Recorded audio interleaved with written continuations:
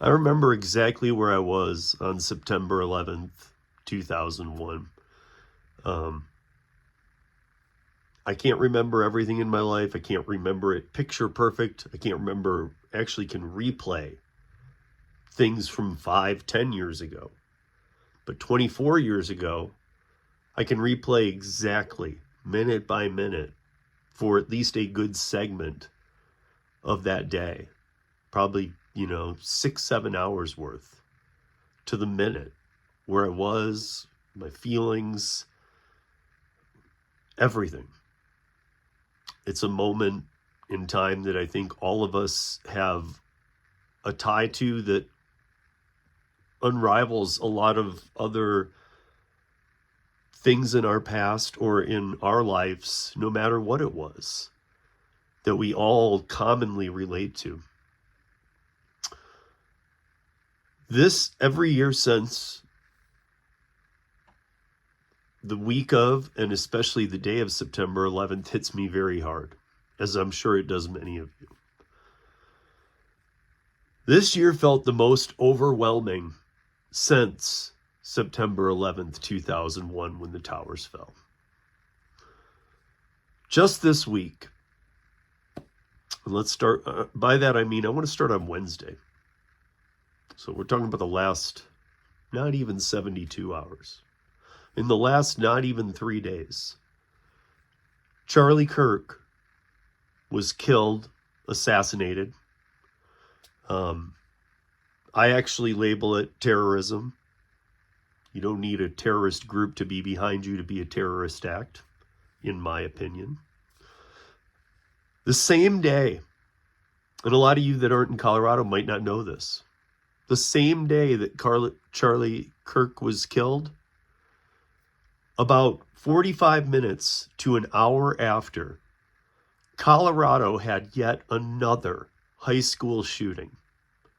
And at this point, if you guys are wondering, I know we see them all the time, but Colorado is up there.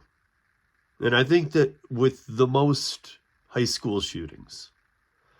And I think we all remember Columbine. No matter where you live, you remember Columbine. Maybe you even remember it and you're thinking right now, I didn't know that was Colorado. I wouldn't blame you for that. I know that a lot of people know about it, but maybe you didn't know it was that. That was a real jumping point for me with that. So we had another high school shooting. 2 students were put in critical condition at the hospital who were shot, and then the shooter took his own life. The following day, now remember, both those were on the same day. The following day was September 11th, and we will never, never stop remembering 9/11.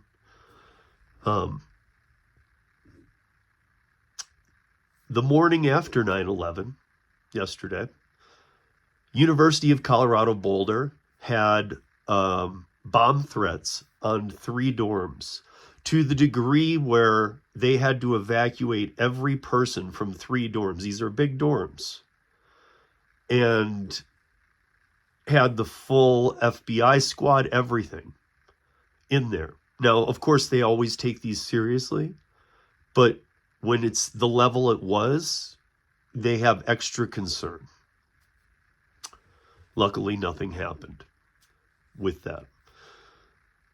And if you are wondering about the thumbnail to today's video, yes, that is our friend Tom Kelly doing rideshare and being attacked by a rideshare passenger. Tom is okay. And prayers and everything go out to Tom and his family. And I mean, this is just what it is. Welcome to 13. I have felt every emotion on the spectrum this week. One thing that stood out the most to me, though, was the evil divide in this country.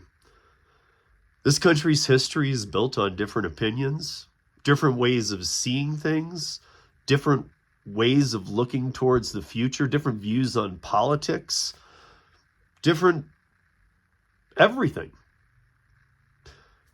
This is not okay, and it is not healthy unless we're doing that in a responsible manner. The trajectory that I see is not healthy. This is not a way to have a difference of opinion. And it needs to stop. We are standing, again, in my opinion, we are standing on the brink of losing respect for opinions that differ from our own beliefs. And if some of you might be thinking, man, we're already past the brink of that. I mean, as an entire country. This is not about Joe Biden. This is not about Donald Trump. Those names do not define who you are, who your community is. They do not define how people should view an individual or a group. Tom Kelly said a great quote to me yesterday. For those that don't know, Tom is big involved with his church. And it took me a minute for this to process and really get in. But his quote to me was, "It is much easier to be evil than it is to be good." This is a quote everybody should be able to resonate with. We need to be better as a people, as a country, and as a world. And in my opinion, not only do we need to start right now, if we don't start right now, when are we going to start? We the people have the power to make change. And we the people are both empowered and burdened with that making change. Trying to see different points of view and understand. Even the best of us can always improve.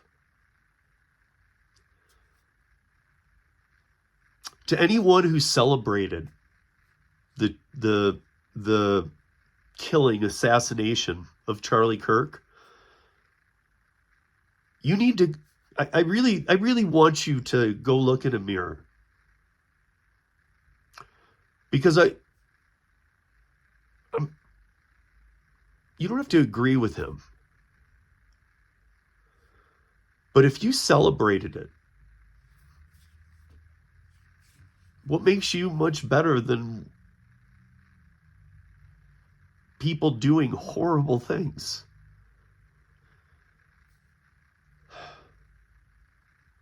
No matter your view on the man, the husband, the father, what he represented, under no circumstances should this horrible event, A, have happened, but B, under no circumstances should it have created celebration.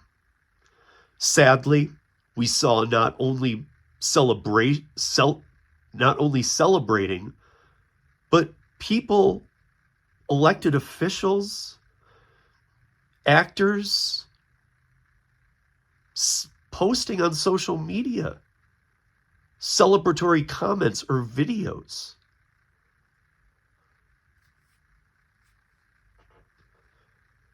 Sadly, I do not care what political party affiliation you are.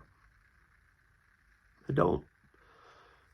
I get along with people that I don't see eye to eye with on politics very well in my day-to-day life.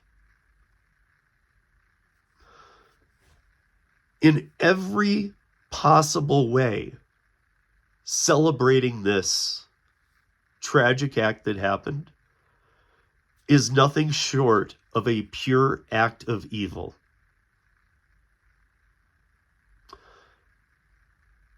If somebody out there is hearing this and did celebrate it, And,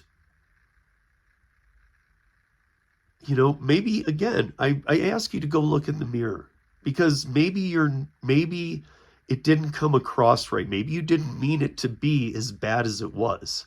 But anybody that did that, I don't know what makes you much better than the person who fired the shot. We need to do better as a whole. And the upside is we can do better as a whole. That's what this country's about. Please take a minute to pray for our country, for Charlie, for the Ukraine woman that was stabbed on the train for no reason, for all of September 11th, victims, firefighters, everybody that lost their lives, for school shootings. Different opinions and healthy debate are an amazing and powerful tool. Hate and violence are for the weak.